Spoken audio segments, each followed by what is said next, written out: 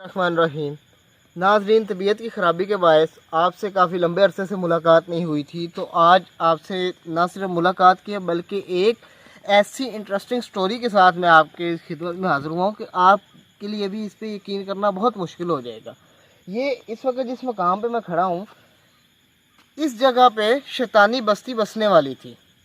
ہوا کیا کہ ایک شخص جس کا نام نور الدین تھا، اس نے اپنے 3 دوستوں کے ساتھ ایک منصوبہ شیئر کیا۔ وہ منصوبہ اس نے کسی کتاب میں پڑھا تھا اور اس نے کہا کہ یہ ایک جگہ پہ ہم جائیں گے، وہاں پر ہم کچھ پڑھائی کریں گے اور عمل اعمال کرنے کے بعد وہاں پر ایک بہت بڑا شیطان حاضر ہو جائے گا اور اس سے ہمیں بہت ساری طاقت ملے گی، بہت ساری شکتی ملے گی اور ہم ہر کام کرنے کے قابل ہو جائیں گے۔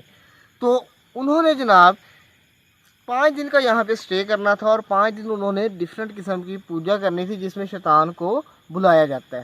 اس کے ساتھ ہی انہوں نے 5ویں دن ایک ساتھی کی قربانی بھی کرنا تھی۔ ان میں سے ایک ساتھی جس کا نام اشرف تھا، وہ ایک شریف النفس آدمی تھا۔ وہ صرف دوستی نبھانے کے چکر میں ہی ان کے قریب ہوتا گیا اور ان کے ساتھ اس نے یہاں پر آنے کا فیصلہ کیا۔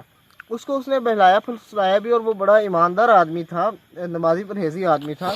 تو انہوں نے جب یہ معاملات شروع کیے تو اس کو یہ معلوم نہیں تھا کہ یہ کیا ہو رہا ہے۔ بس وہ 3 لوگ جو تھے، ان میں سے 2 بھائی تھے، وہ آپس میں گھومتے پھرتے رہتے اور کبھی کہیں پر جا کے چیخیں مارتے، کبھی اپنے منہ پہ کالے نشانات بنا لیتے، اور وہ زیادہ تر اپنے کیمپ میں رہتا تھا جہاں پر وہ عبادت میں مصروف رہتا تھا۔ ایک دن جب ان کی عبادت مکمل ہو گئی تو انہوں نے ایک نے کہا کہ یہ دیکھو یہ نماز پڑھ رہا ہے۔ اس نے کہا کوئی بات نہیں، یہ آخری نماز پڑھ رہا ہے۔ اس نے سمجھا کہ شاید یہ کوئی اس سے مذاق کر رہے ہیں، لیکن ہوا کیا کہ اچانک سے کالے بادل چھائے اور ایک بجلی کی کڑک نمودار ہوئی اور اس کے ساتھ ہی وہاں پر عجیب و غریب سا منظر ہو گیا۔ وہاں پر ایک شخص آیا جس نے کہا کہ مجھے قربانی دو۔ انہوں نے اس کو پکڑا اور وہاں پر لے گئے، لیکن جب انہوں نے اس کو نیزہ مارنے کی کوشش کی تو اس کو نیزہ نہ لگا۔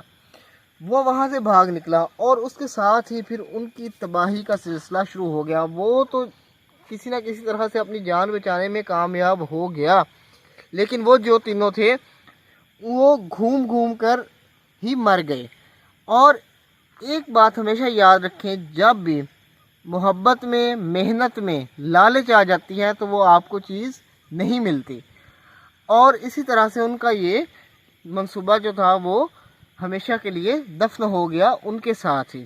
امید ہے آپ کو آج کی سٹوری اچھی لگی ہوگی، اور یہ اس وقت میں ضلع اٹک میں کھڑا ہوں اور یہ میرے بیک گراؤنڈ میں یہ وہ جگہ ہے جہاں پر انہوں نے اپنی بستی بسانے کی کوشش کی تھی، جس کو انہوں نے شیطانی بستی کا نام دیا تھا۔